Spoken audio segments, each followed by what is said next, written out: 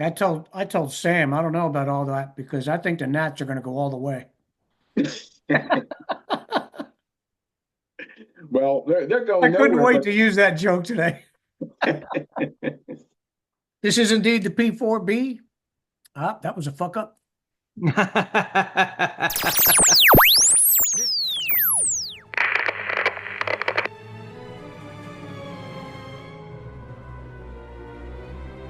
This is the Free Zone Communique, transmitting from Virginia's unoccupied sector. If you think smart cities, DEI, censorship, government intrusion, bug paste, and other left-wing nonsense are no longer a possibility, think again. We've won one election with slim majorities. Our work to rebuild a free and sane America has just begun.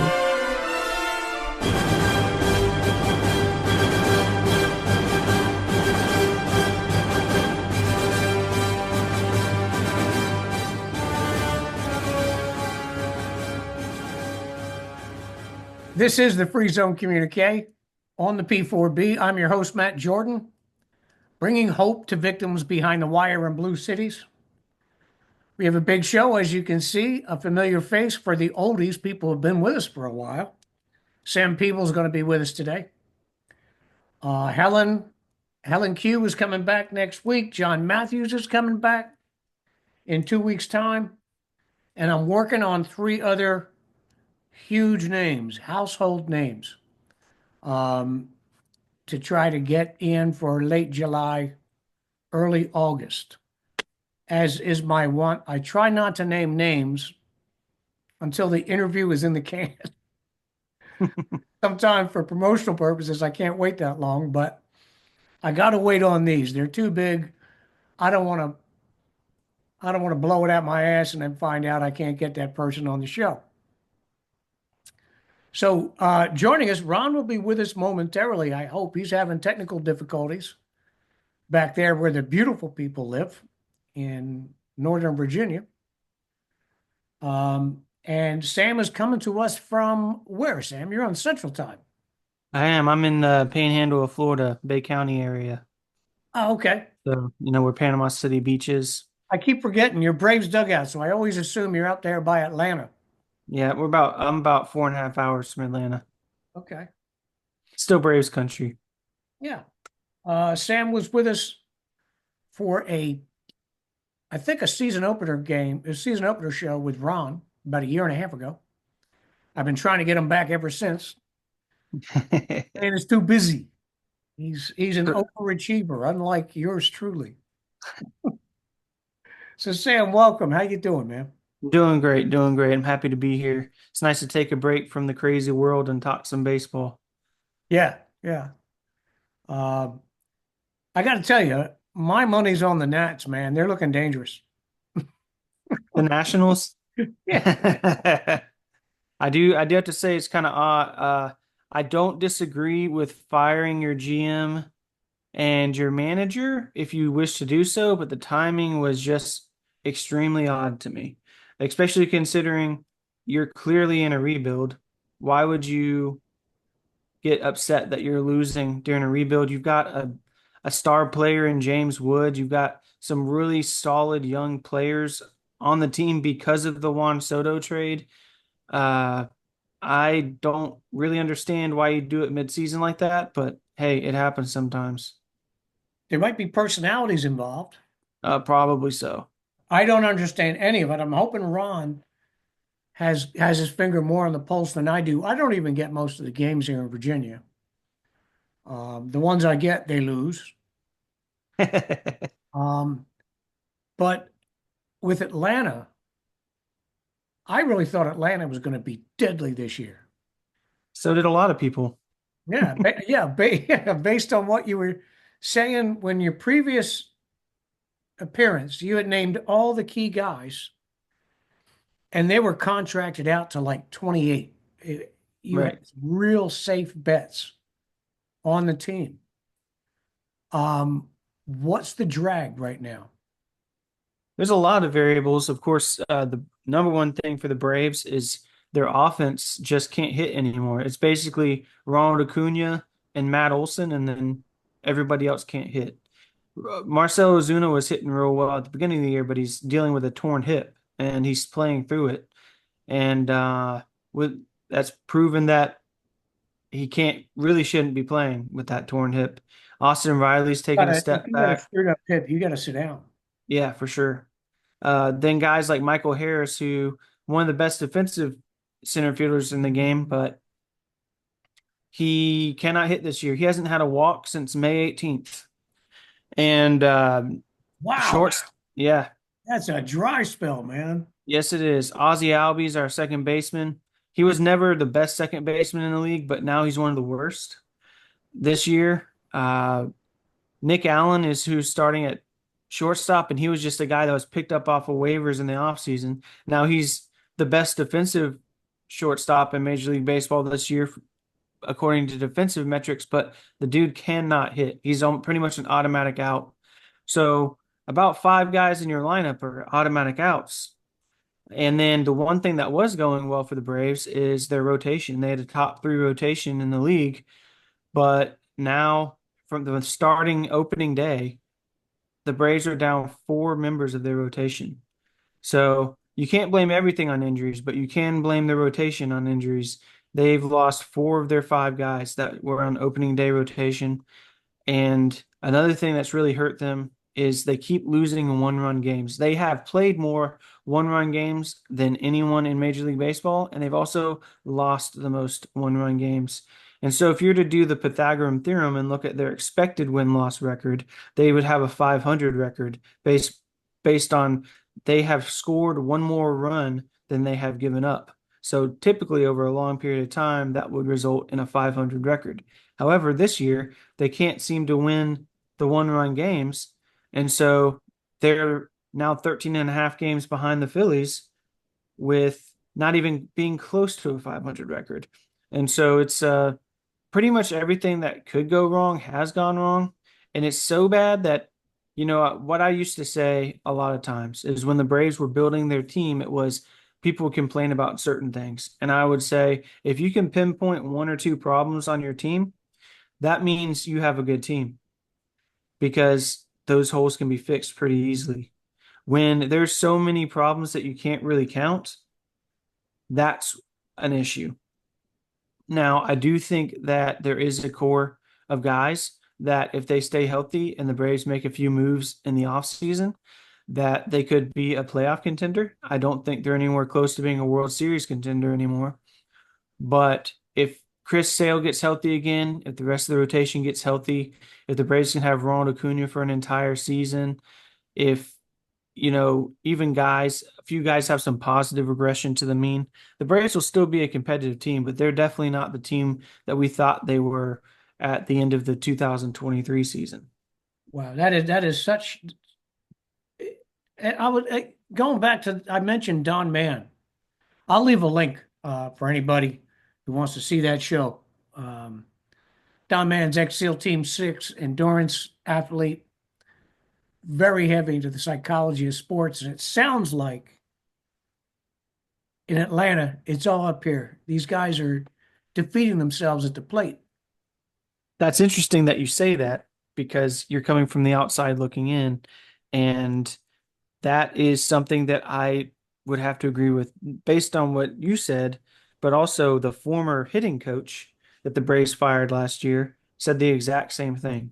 He said there's something mental going on that they're swinging like they've got the talent. The talent is clearly there, but for whatever reason, mentally they can't make the mental adjustments to make it happen. And that's a hard thing for me being heavy into analytics and statistics and things because you can't predict how someone's gonna, have how they handle things psychologically. You can measure it, but then even then you can't definitively say that that's the reason why. And so it's been really difficult to just the it's been really difficult to talk about the team and put any type of positive spin on it because I don't know for certain. There's little things like, hey, that Austin Riley for a while was underperforming, Matt Olson was underperforming. Like Matt Olson, for example, at the beginning of the year, he wasn't being Matt Olson, but there's a lot of signs to show that he's swinging the bat correctly. He's just having some bad luck. But most of the guys like Michael Harris, Ozzie Albies, Nick Allen, Marcelo Ozuna, you can't look at those numbers and say, oh, yeah, well, it's just, they just got to keep swinging the bat and it'll come around. That's not the case. But in previous years, just 1 year ago, 2 years ago, 3 years ago, they were way better, way, way, way better. But it seems like everyone, Yeah, like at there was least a five, time it seemed like Atlanta couldn't lose. They were the golden boys of baseball. right? That's a very short time ago. Yeah, 2023, 2 years ago, that was the best offense we've seen from the Braves since I think 2003. And you could even argue based on the pitching of today that it was even better. It would be the best team that they had since the 1800s offensively. So, yeah, just 2 years removed from that, and a team that's largely the same outside of shortstop, which was their worst position anyways. That team is largely the same besides left field and shortstop, and they are not performing. Yeah, that was the team that we were talking about. Ron and you got into a discussion about contracts and free agents and stuff like that, and you were like, "We're fat," Yeah. and statistically, you were absolutely correct. You guys were keeping all your biggest names, but there is it's not unusual at all for an underperforming team to come off the All-Star break with a completely different outlook and completely different results. Second half of the year is always it's the longest because it's hot. The players are getting bored. I can't imagine it. At some point, standing out in that sun has to start feeling like a good beatdown, you know? Um, but it's also where you separate the men from the boys, and maybe these guys will start swinging that bat. I don't know. Something's got to happen to create a spark. Now, Jurickson Profar, who was the Braves' biggest offseason acquisition, failed a drug test like 3 days into the 3 games into the season. I believe it was, and he was the Braves' biggest weakness in the offseason was left field, and he filled that spot, and he's back now, and he's already hit 3 home runs in like 32 at bats. So maybe that's the spark they need. Matt Olson has been steady all year. In fact, Matt Olson leads all major league first basemen in wins above replacement because not only is his bat 30% better than league average, but he's also clearly the best defensive first baseman in the league. And so we've got that. Ronald Acuna's back. So you got three hitters that have been swinging really well.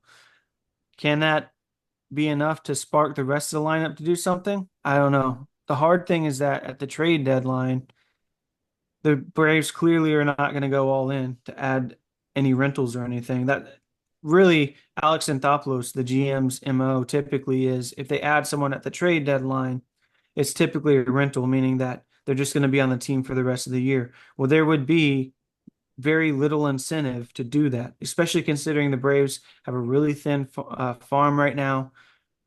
What I do disagree with, though, is a lot of people online are talking about, well, we need to trade Chris Sale and trade all these people because the farm is thin. I do not think the Braves need to go into full rebuild yet. They do have they have like they probably have arguably three top 10 Major League Baseball players on their team. They have a core to build around, right? They just have to do it properly.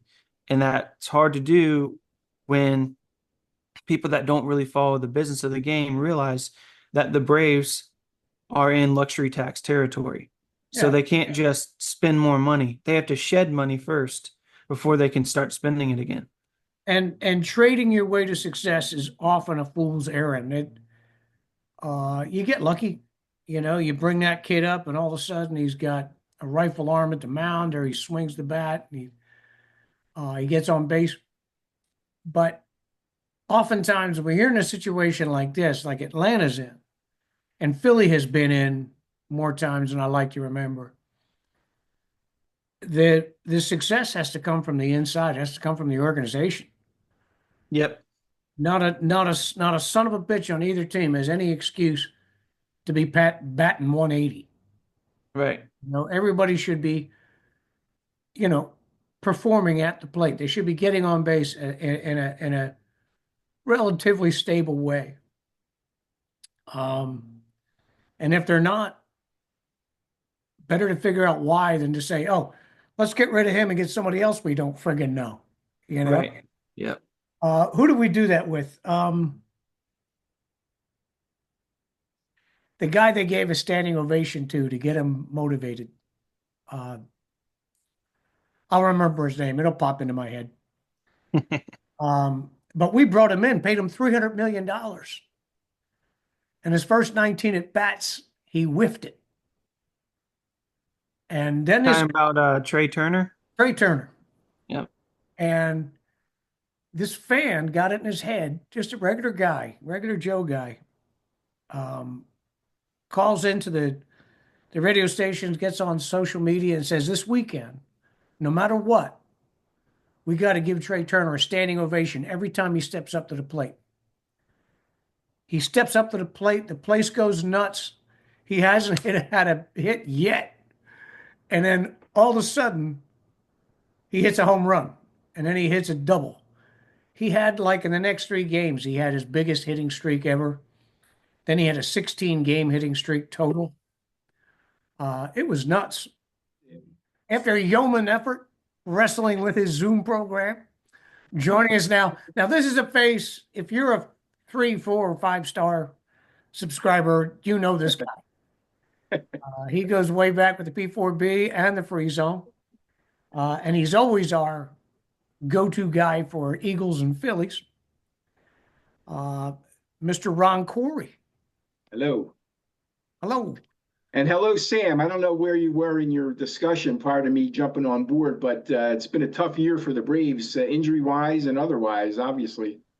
Yeah, it's been a terrible year, but I do got to say, and I'll say it on record, I'm happy to see that the Phillies overtook the Mets. Yeah, it's been a very strange year because they are in the mix, and yet if you're a Phillies fan, you're saying it's a horrendous year. So it's like a dichotomy. Are we good? Are we bad? What the heck is going on here? I can't believe it. Every time I watch them, they lose. Sometimes I just get the score that pops on my phone when I open it up, and they're ahead the whole game, and then they lose. I know they've Like had winning games. I've seen you jump on social media. Yeah, they're kicking ass. But it just seems, how could they possibly be in first place? they're in the mix. They're in first place. They're a game ahead of the Mets. I guess you didn't watch the last game when they won 13-0. I don't know where the hell that came from. Yeah. And yet, what it comes down to is, and Sam, you know this, we might have the best 3 pitchers or the best starting pitching staff in the National League, if not in baseball, with Wheeler, Suarez, and Sanchez. But once you get past the 3 starting pitchers, and if they don't give you 7 or 8 innings, we're screwed because the bullpen is horrendous. Yep. That could be the deciding factor in the postseason. Yeah, I do gotta say this though. I think one of the things is that because the Phillies have those 3 pitchers, they've been able to stay steady all year long. Whereas the Mets have had some injury woes in the rotation, but also they played their easiest part of the schedule in the first half of the year, and that's finally starting to catch up. It was a disadvantage to them because while their players were healthy, they were playing their easy games, and now that they're injured, they're playing the harder games. And but it just goes to show how important it is that you can't spend all your money on just a handful of players. You got to have some depth. And we're right. seeing that from the Braves too. They were very top heavy this year and losing people. They don't have anyone in the farm to call up that can do anything. Yeah, yeah. It's been. I mean, it's a shame because, as I said, the Phillies have the best starting pitching since probably their 2011 team. And if you go back that far, it was Halladay and Cliff Lee and Cole Hamels and Roy Oswalt. So I mean, we're right up there with those starting pitchers. And yet, once you get past the starters, they've been giving us good games. But once you get, if they don't get into the 7th, 8th inning, we have nobody. And what really did screw us, we had Jose Alvarado, who was our closer. who is out for the year because of steroids. Oh, well, it's not really steroids. It's actually he couldn't get himself away from the buffet table, and he was taking taking in essence speed to lose some weight, and he got caught. And now what's interesting is he's eligible to come back in September, but he can't play in the playoffs. Right. So, speaking from a Phillies fan, I would sit his ass because I'm so angry at him. I don't care. Sit him down. He's done for the year. But I think what's going to happen is he will come back in September, probably get them through the hump, and then we're screwed again for the playoffs. So, it's just it's a very, very taxing year if you're a Phillies fan. Can they send Well, him? maybe that's something they chase in the trade deadline. Oh, I don't think there's any question that they're going to be looking at a reliever and probably a bat because again the issues with the Phillies are the bullpen, no timely hitting, or at least until yesterday when it was 13-0, timely hitting and an overall lack of power. So they've got some, if they're going to try to do something, they're going to have to try to identify a bullpen and probably a bat. Now we do have some people in the minors on the way up, but I hate to get rid of everybody that we have in the minor leagues for potential playoff run. But I don't know. We'll see what Dombrowski has up his sleeve, if anything, because it's just been again it's strange because obviously the Phillies are in the mix. They're probably third. I'm looking at third or fourth best in batting average. They're in the National League. They're second to the Dodgers. Pitching, they're third, and that's only because the bullpen stinks. They would be first if they had a decent bullpen, and then fielding, which means nothing these days. Sam, it's a useless stat right now because there are no errors anymore. Yeah. Yeah, but range matters. You can look That's at things true. like defensive runs saved, outs above average, ultimate zone rating, things like that. You can Yeah, get well, you're into all those. You're into all those really funky things. I just look at fielding. it. But that's again, it's been a strange year. Harper, was hurt, and then a few games ago he came back with 4 extra base hits. In fact, that's the first time he's ever had 4 extra base hits in one game. He had 2 double. I got a couple stats for you, Sam. I know you're a stats person. He had 2 doubles in 1 inning, and the last time that happened was 2017. Somebody on the Angels with 2 doubles in 1 inning. And this was a great stat. The first time in history, this is going back a couple of games ago, when the Phillies lost. The first time in history in a game opened, a major league game opened with an inside the park home run and ended with an inside the park home run. So I thought that was a pretty interesting stat. I don't know if you saw that one. Who hit I that? did. I think that was the first time in like 30 years that's happened, and the only time it's happened for the Phillies, something like that. Yeah, first time in history that I think in baseball that an inside the park, and that was actually the Braves, wasn't it, with the inside the park homer to open the game? Yeah, it was against the And the A's Phillies, and the of all Phillies, of teams. course, lost it with their close to the Giants. So it's for the Phillies, it was the third. It was a 3-run walk off. It was the first time ever in Phillies history, and apparently the 32nd time in baseball history that there was a 3-run walk off home run. So There we go. yeah, a bunch of stats happened this week that were crazy. And of course, we also had the awful umpiring, which, Sam, what do you think about it now? The All-Star game is going to have the robo-ump, which is really, I think, pretty cool. I want to say it. I haven't watched a full All-Star game in years. I'm probably going to sit my ass down and watch this whole game because of the robo-ump. I say that the All-Star games is the time to do it. It's all for fun anyways. Let's see what happens. Right. Now, I know they've had it in the minor leagues. I have not seen it in action. I don't know if you've watched any minor league games that have it, but I haven't seen it. In the minor leagues, what they did is at least this year is they're using the ABS system where they'll have an umpire, but then you can challenge it. Okay. But I think they have done the robot umps too a little bit down in the low minors, but I haven't paid close enough attention to that. But I have paid attention to the ABS because that could be coming pretty soon, sooner than later, Yeah, which well, it's basically interesting. means I think a Yeah. team gets a certain amount of challenges per game or something, just like in football. Right. Yeah, it'd be interesting to see how it works. There was an umpire a couple games ago for in the Phillies game, and he was just god awful. I mean, there were five strikes at one point. It was just there was a terror. What's his name? Ghazi or Gozi? I can't remember his name right now, but he was just. I mean, he was half blind. So either they're going to have to do something better with getting rid of, and I know their union is strong, getting rid of really poor umpires, or go to the robo ump 100% of the time. I see that coming. I was just talking to my wife about the robo ump. By the way, she's turned into a real baseball freak now. Good. I'll be sitting here working, and she'll be out in the living room watching TV, watching baseball, and she's really excited for the Phillies. But the reason I asked her about it is because Wimbledon has gone entirely to electronic line judges, which you got a tradition dying there. You know, we always had the people leaning over the line in their fancy blazers and their straw hats and stuff, and now there's nobody there. I didn't know that. Kramer won't be happy. Yeah, really. If you watch the Kramer ball boy episode of Seinfeld. That I don't know. I'm shocked we don't have that in Major League Baseball yet on the foul lines. True. Remember, I think earlier in the season, there was 2 instances in like a 2-day period where there was the ball landed right on the line or right near the line. And if you watch the replay, it was the umpires got it wrong. Right. And there is no challenge on that.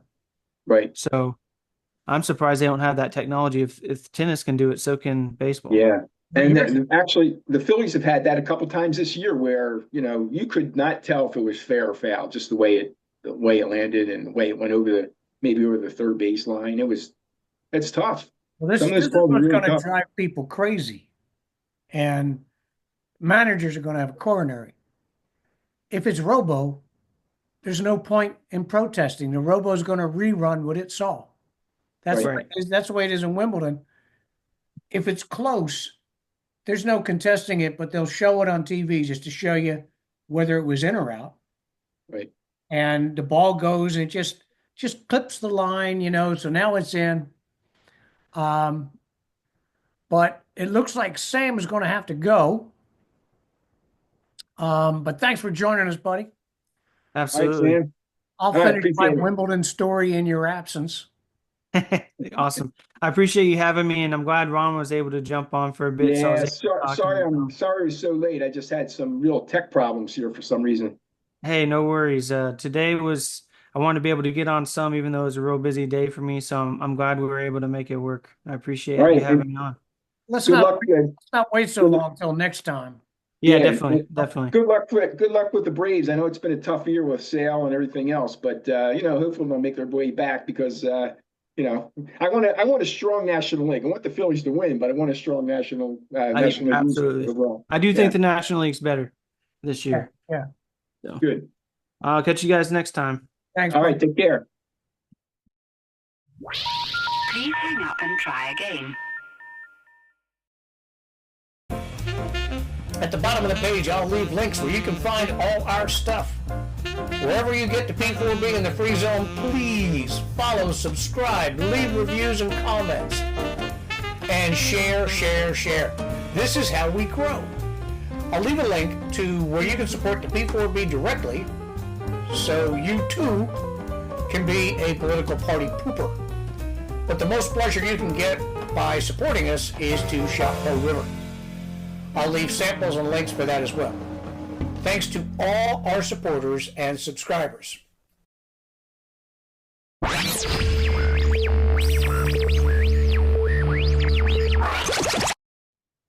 Okay. All right. Sorry about that. I feel bad for holding Sam up there. Hopefully, no, you can't get around that shit. Yeah. Once your name, that was. I've never seen a glitch like that. It's such a weird thing. Yeah, I'm trying to figure out what's going on, and then I noticed this little thing says, "This is how your name will be seen," and it was blank. So then there was a little edit thing there. So I just typed my name in, Ron Cori, and boom, it came up. Let me wrap up my robo one point. Yeah, go ahead. Yeah, so if you actually go all electronic, you won't have that option to contest. There'd be nothing to Right. contest. Right. If the computer reads it as foul, it's foul, and it's going to produce the reason it thinks that, even though you might be looking right at it and visibly it's not even close to the line. You know, uh, that's the one drawback I see because I'm seeing it already at Well, Wimbledon. well, listen, I can see that even in the robo, I keep saying RoboCop, robo ump block. It's not going to be, it's never going to be 100% perfect, never 100%, but they estimate that it's going to be probably 98, and there is no current umpire that averages 98. Right. They're usually around that 90. A good umpire is maybe 95%. I've seen anything from recently 88% to 90 to 95 for an umpire. The robo ump is probably guaranteed to be about 98. So you get that closer to perfect. It's not still not going to be perfect, I don't think. Yeah. Well, let me get your opinion on something else. Just as you popped in, we were talking about the uh, the batting problems, the hitting problems with Atlanta, and it seems to me it's a mental contagion. These guys are all inside their heads now, and they're frustrated. And the example I used was Trey Turner. We brought him on, and he drooled all over himself for weeks. You Right, know, and that guy had the idea, hey, everybody jump up, everybody give him a standing O every right, time he gets up this weekend. Now you're a guy that's coming up to the plate thinking, oh shit, oh shit, oh shit, I got to perform. And you're doing that for 3 or 4 weeks. And then you get up and the whole stadium jumps up and screams and cheers. Now you're outside your head. Now you have that healthy distraction that lets you just put the ball on your shoulder, smile at how nice that was, and crack the friggin' ball. right. They need some kind of worm turner. The All-Star break might do it. Yeah, and that's why such a strange year. Even Turner this year, he had a horrendous. I don't know what month it was, maybe May. Horrendous month, and now he's flipped it around, and he's actually played. He's actually been the best Philly this year so far. What's the average in And right now? Do you know? he's right around 300. Oh shit. Good. Yeah, right around 300. And again, the frustration recently until the game they were not last night, the night before's game when they won 13-0. The Phillies were 0 for 24 with runners in scoring position up until when they started to hit. So again, talk about in their heads. Well, they're not hitting home runs very much, except for Schwarber's been okay. But other than that, they have no power, and they haven't been hitting timely. And then all of a sudden, they turn it on and win a game 13-0. So it's coming back to again the starting pitching. I don't know if you watched the last Wheeler game when excuse me, he was literally one pitch away from a perfect game. They gave up a home run in I think it was the second or fourth inning, and that was it. Other than that one pitch, the one home run, it was a perfect game. And he pitched all So 9? I'm sorry, He pitched all 9 innings? all 9, perfect game other than one home run given up. And that the last one hit complete game was for the Phillies was 2001, Randy Wolf. Damn. So I mean, Wheeler right now is the best pitcher in baseball. There's no question about it. And they have, as I mentioned, Suarez and Sanchez that are probably in the top, maybe top 5 in the National League. So the starting pitching's there, but the frustration again is with relievers and not timely hitting. So if they can turn the hitting around, which the last game they won 13-0, so maybe that's possibly turned around. And they still have a relief pitcher problem, which that's up to the general manager. He's going to have to do something with relief pitching. Maybe there's somebody in the minors but that's putting a lot of pressure on a minor leaguer. So it's probably going to be the trade route and the trade deadline July 30th. So between between now and July 30th, he's got to get something done, because I have a question on whether the Phillies can win it all with that relief pitching. They can certainly do it with the starting pitching, and if their bats turn around, they can do it that way. But as I mentioned, and once you get into that 7th and 8th inning, and there's nobody there, that's a real problem. Yeah. And now what's going on with management? The Phillies management. Yeah. Thompson's he's been okay. I mean, again, he can't hit for them. He can't timely hit for them. He's made a few mistakes, but I'm always of the impression that the manager might lose you 5 games a year or so if you're not managing well. But if you're not hitting, you're not gonna win games anyway. So really, that to me, that's what it comes down to. He's been okay. I have no problem with the management. I have more of a problem with the general manager leaving the bullpen the way the bullpen has been, minus Alvarado, who through his stupidity kind of threw the whole year in flux. Yeah. Yeah. What, looking ahead now. Well, before we do that, I do want to make one observation that struck me the other night. It appears when they get something going, maybe a mini rally, a couple guys on base, some of the guys are not swinging for the fences. They're playing tactically. And you know what? Trying to lay it out there. When That's they one do of my that, pet peeves. I always, when guys start trying to rip it every time, I'm like, just tap it, just kiss it into center field and get on base. that's been one of the problems again all year also. They seem to want to one swing and end it right there. Whereas when they play small ball, they seem to play better. But they have this tendency to want to swing for the whole ball wax at once, and that rarely works. Especially other than Schwarber, they don't really have any home run hitters right now. Schwarber only has one speed. If he swings the bat and gets a good connection, it's good. Yeah, and Yeah. Schwarber, his average isn't great, but he gets on base through walks and through the through the home run ball when he's on. So That's the stat you're looking for. I don't care if he walks, singles, doubles, hits home runs, as long as he leaves that plate and he's not out. And as I mentioned, the problem also has been when they get in scoring position, they can't score. Yeah, So that's a real problem too. But there's still, again, it's been a frustrating year. They're still in the mix. They're probably have to say the Dodgers might be better, but other than the Dodgers in the National League, the Cubs are good, the Mets are good, and the Phillies. So, I mean, you're talking 3 or 4 teams in the National League that I think any of those can win it. And then the American League, you have the couple good teams. I think the Astros are good, the Tigers are good, but again, the way the Phillies are playing, to be in the mix with maybe the top 5 teams is almost unbelievable, because if they turned it all around, including their relief pitching, they might be the best team in baseball. I told Sam, I don't know about all that, because I think the Nats are going to go all the way. Well, they're going. I couldn't nowhere, wait to use that joke today.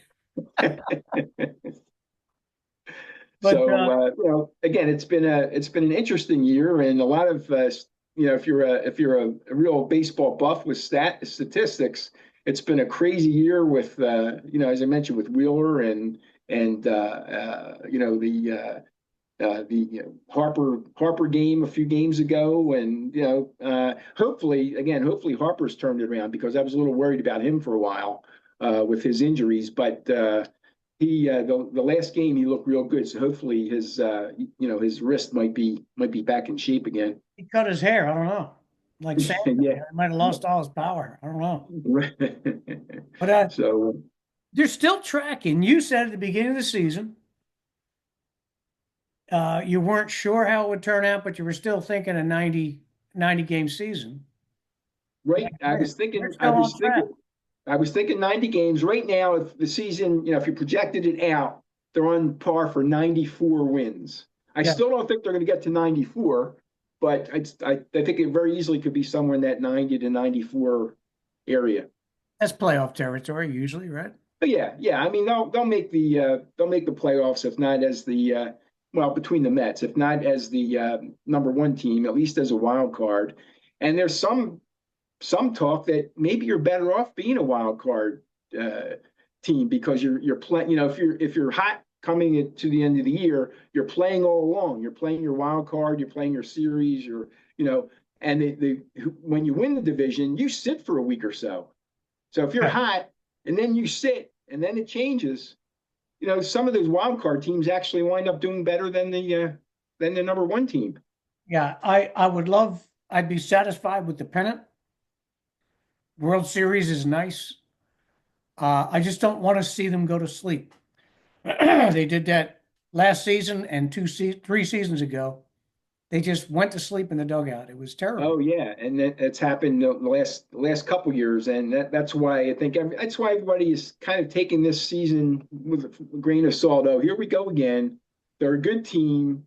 They're going to get in the playoffs, and I hope it doesn't happen because if I think if that happens, you're going to see complete cleaning of the house next year. Yeah. If they at least get into the I'll say if they get into the World Series, it's tough to win the World Series, obviously. If they at least get in there, then you're not going to have a complete cleaning of the house. You might have a partial. I think you're going to have a partial anyway because Schwarber's contract's up. JT Realmuto is not the same JT he was. He still catches like a fiend, but the bat's not really there all the way. Didn't he say just recently he'll do anything to stay? Was that Real Muto? I hope. Yeah, I mean, I hope he does. And here's the deal with the Phillies. I think if they can get him, I don't want to say on the cheap because he won't be cheap. If they can get him for a decent contract for 2 years after this year, I think that's the way to go. And reason being, there's a kid in the minor leagues. His last name is Tate, Tait. That might be the future of the Phillies catching staff. But the kid's 17 years old. He is 17. 17. So you know the way the Phillies go, they don't like to bring people up too quick. He's probably realistically 3 years away. So you can put that gap with JT for the Bridge next that year or gap. two, Yeah. and then have him ready. I think that's the way to go. JC said he would take a pay cut. He would do anything just to stay a Philly. He wants to stay in Philly. Right. That's nice to hear. I hope it holds true because that would be a big plus. The other big issue is Schwarber, uh, because his contract's up and he's not going to leave. I mean, he's not going to stay for a discount, that's for sure. Somebody's going to pay him the big bucks. Now, if the Phillies want to match that, they can do that. But I don't know. That's going to be a tough one. Yeah, they've already got some big ass payrolls. We Yeah. are paying these guys way too much for coming unglued in the postseason. You know, That's the and it's not it's now the it's mostly TV money now. They really they don't care if you're sold out every game because the big TV contracts are really paying most of these dudes right now. But that's the way of the world right now, Matt. I don't know if you saw. I follow. I also we don't talk about it too much, but I follow hockey. Penn State's hockey team going back to college hockey now is fabulous. They were in the Final Four last year. They just signed a kid who is supposed to be, again, take it with a grain of salt because anything could happen. Is supposed to be the next Sidney Crosby. He's going to play 1 year at Penn State starting this year, and then he will be drafted first in the NHL next year. But here's the deal. Penn State and their alumni are paying the kid $700,000 to play for 1 year at Penn State. How about that? Now that's a hell of an internship, isn't it? insane. That is one hell of an internship. What's the point of college sports? Just start the junior league of the NHL and the NFL and NBL. Well, you know what? It's getting that way now. And when we talk about the Eagles and college football, these kids go from one company these days. And again, getting back to Penn State because I'm a big Penn State fan. I'm so happy that the vast majority of their players are staying at Penn State and they have a real good shot to win it all this year. I really do think so. But what's happening with all these colleges is what they call nil money, name, image, and likeness. If they're not getting paid by college one freshman year, they'll go to college two sophomore year for more money. So in essence, it is a minor league. Yeah, it's crazy. Priorities are all screwed up. Yep. But yeah, so I feel good about the Phillies. Not always. I mean, like I told you, and I said it to Sam too. Whenever I check in, it's like, oh damn, they lost again. But I they're guess you still you, somehow you in didn't first watch place. you didn't watch the 13-0 game then a couple nights ago, No, right? no, I didn't. That was not one of the ones we got. Well, plus, just like tonight, you might not have watched because they're starting what 9:45 on the west, here because they're on the West Coast, so they're late. I mean, I'm going like this by the end of the game, trying to keep my eyes open. Yeah. That's Lynette bums me out because we get all psyched for the game, and then halfway through, she's Oh, I know it's not easy. It's not easy. Now they play again. They play 9:45 tonight, but then the next two games are afternoon games. So that'll be it. And then of course they go into the All-Star break after Sunday. yeah. And I think I'm going to try to get this to drop. The break runs until the 15th, right? It's I Tuesday. think so. Right.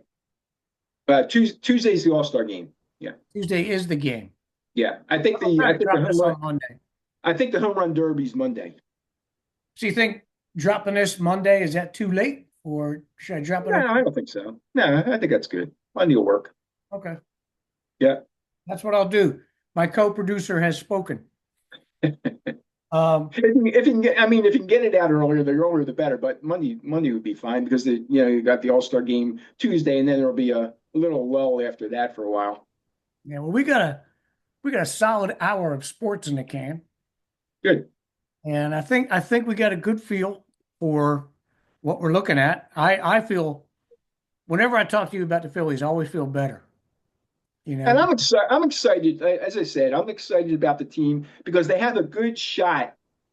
That being said, everything's got to pull together, and I am concerned about the relief pitching more than anything, and the timely hitting. So I'm almost hoping that they don't get real hot until September. So I'm okay if they're hit or miss, but once September hits, they better get hot. Yeah, yeah. You want the flair to be at the end, not in the middle of the season. That's right. Yeah. But I know there's something you're probably choking at the bit to talk about. Getting off sports for a moment. My man Dan Bongino. Oh yeah, just right before we hit here on Friday, there seems to be a rumor that he may be resigning due to some issue, and you know what the issue is. It's the Epstein issue with Pam Bondi. So I don't know that that's confirmed, but that's the word on the street. I always felt that he was a bit of a hothead for, a job like that. And if that word came from him, that's really dumb. When you're at the top of an agency in the government and you're not happy, you either work to resolve it or you ignore the issue. Right. Don't say that you're thinking of resigning. Because what happens next is your boss asks for your resignation. And that may happen. And I think maybe he wanted more out there than is out there, which is virtually nothing, as you know. Maybe he wanted a little more of a kick, and because what happened with this whole Epstein thing, whether you believe it or not, it looks bad for them right now. It does, and I got my foil hat on this one. This stinks. This stinks. We went from the beginning of the administration. We have the video. It's shocking. We have a list. We know everybody involved. There are 250 victims. As of this week, the number is now 1,000.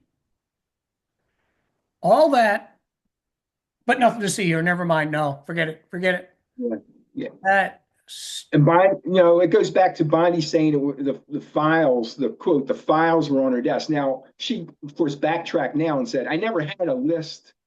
I never had an Epstein file list. I had the file on my desk. Whether she meant that or not, I don't know. It's just the whole thing is so convoluted. Now there's talk that he, meaning Epstein, may have been a CIA asset, and they're covering a lot of that stuff up. There's also a rumor, again, all these rumors, and that's part of the problem is when you're letting nothing out, everything's a rumor, that Trump may be using this to his advantage because whether it's Netanyahu or somebody in Netanyahu's camp that was part of the Epstein file, he may be using that as leverage that way, and or they're trying to protect the royal family because Andrew was right in the middle of all this crap. Yeah. Yeah. Well, the Israeli guy was not Netanyahu, it was Ehud Barak.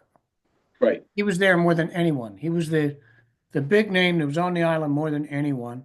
And whatever the case, even if Epstein was an asset, when it comes to the point where you're talking about little kids and a situation like this, I think all the niceties go out the window.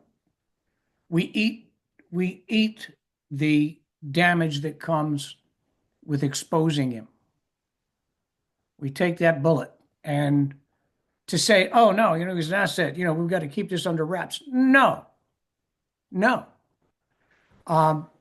So I just don't believe him now. Yeah, and that's unfortunate because I think everybody feels the same way. And this is probably the one thing, I do think that Trump has great people around him.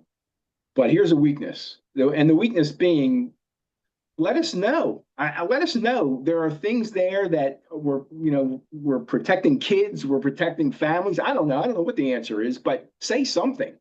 Yeah, the memo they sent to Axios is unsigned. We don't even know who made that decision to release literally nothing. I'm very frustrated with it. Yeah, no, I think everybody is. And the other possibility is all these files and most of the stuff was destroyed prior to Trump taking office, in essence. And then there's always the lefties, I'll say, that say, oh, well, his name's in the file. It's pretty obvious that after this issue with Epstein at Mar-a-Lago and trying to hit on a youngster at Mar-a-Lago, Trump pretty much kicked him out in 2004, 2005, and never dealt with him anymore. So I'm pretty confident that's the case there. But again, this lack of transparency opens up all these issues. Well, my concern is the NSA. That this radical turnaround from we got him and we're going to give you everything, it's unbelievable, nothing. Right. That is not a normal turnaround. Right. That doesn't make any kind of sense. And I said in an article, I'll try to link to this too. I got to remember all the links I promised people. That there's nothing private in this world anymore. Nothing, absolutely nothing. And the people best at ferreting out information is the NSA. When somebody does something, the guy that fired at Trump from the building, the other guy that was at the golf course, they weren't looking at those two. They had all the information on them, but it's too much information. The NSA sucks up information on every single citizen, every single one. You can't analyze that. You can't prepare for anything without any discretion like that. So what that information ends up being is two things. One, to tell you fascinating things about the dude who just blew up that building that we might have known about if we were more discreet in our information. And two, to undo Ron when I don't like Ron anyway. Ron has done something to offend me. Dig up that information and use it against Ron. Mm. People said, how can he get to POTUS? How can he get to President of the United States? He's Teflon. He's been through all this. They don't have to do it to him. They tell him something about his family. Same with Bondi, same with Cash. They don't come at them and say, I'll ruin you.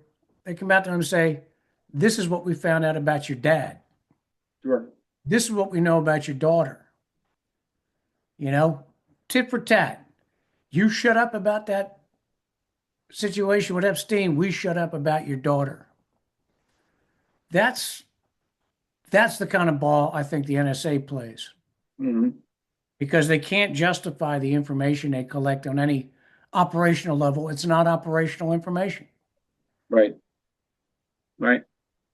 So anyway, that's the end of my friggin' rant. One good thing you'll get a kick out of this because you're a bigger fan than I am is the tariffs. We just jacked the tariffs up on Canada, I saw that. and everybody says when Trump says tariffs, it hurts us. Canada's market tanked. Well, ours went down a little bit, but you know what? I think our market is so used to this. We're our tariffs are on, tariffs are on, that it's really not making that much of a difference. And I think the big thing is all the economists that said inflation and all this stuff with the tariffs, it's not happening. It's not happening.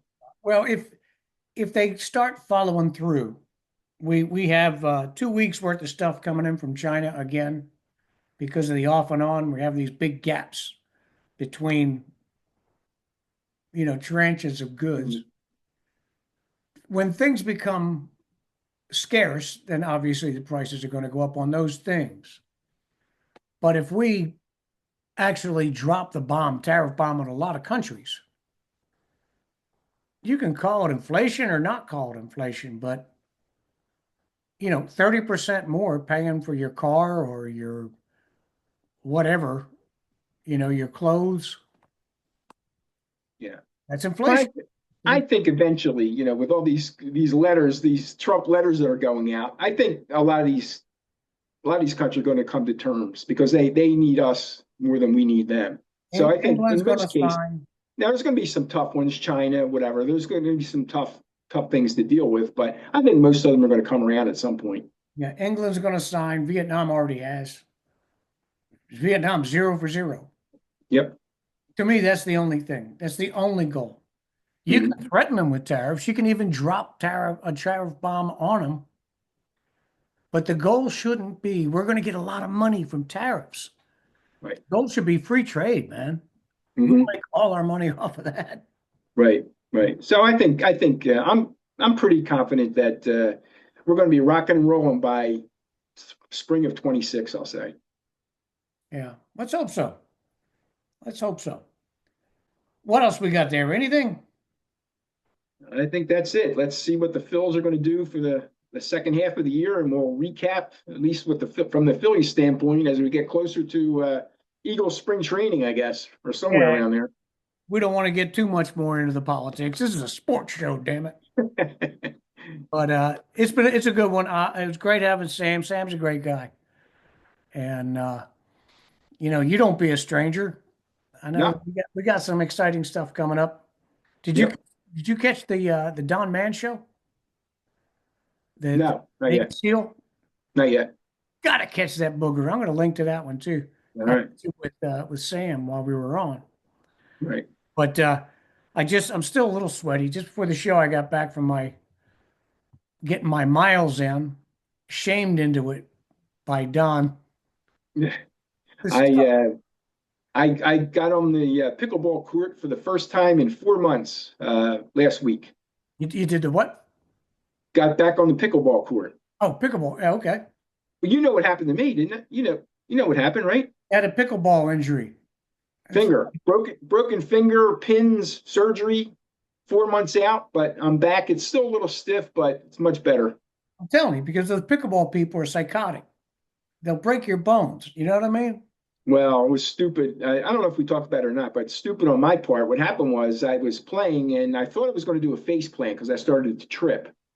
Instead of falling on my face, I reached out and grabbed the net. I had my wedding band on. The wedding band caught the net and cracked my finger. Yeah, you're lucky. A buddy of mine caught his finger on a ladder, a stairway. You know the treads that have teeth in them? Caught his wedding band and peeled his finger right off. Well, you know what? It's funny He you cut it mention off that. at the second It's knuckle. fun. He took his finger off. or Well, just? it damaged the finger so bad they had to amputate back to here.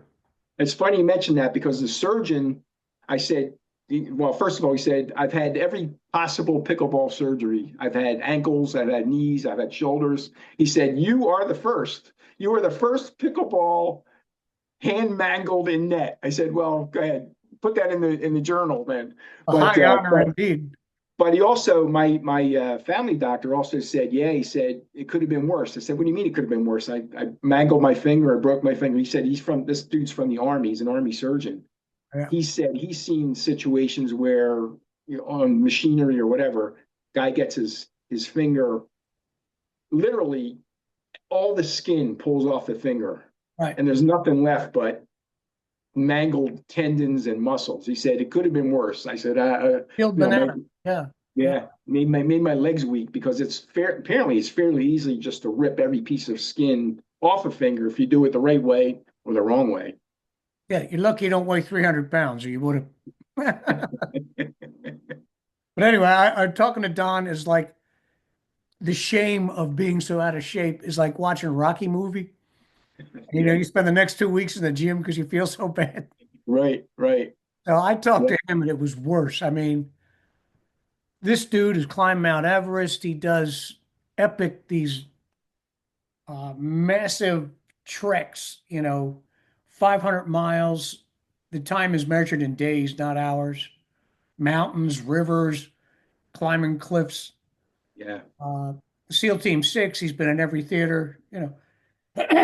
And he was in charge of PT with SEAL Team 2. And they hated him. He came Yeah, from I'm sure. 6. He went from SEAL Team 6 to SEAL Team 2, and he's for himself, he's a personal fanatic on training. So he tripled their daily PT, you know. And the captain called him in the office. He said, God damn it, Don, look, I can't move my arms. Oh man, I'll tell you, I don't know. It's amazing what those guys could do. It really is. Yeah, well, I got his book. I got 2 of his books now, but one is Surpassing. I'll get a link to that too. But Reaching Beyond Your Limits is what it's about. Right, right. Good book, really good book. It's got me pumped. I'm going to try to lose this spare tire. It's going to be good. It's going to be good. Good. But anyway, I am going to let you go. And All right. don't be a stranger. And thanks for being here. All right. Take care, Matt. Have a good one. Please tell a friend about the Free Zone Communique. We live and die with the share and subscribe buttons. Please use affiliate and sponsor buttons to support our work. Thank you very much for joining us today.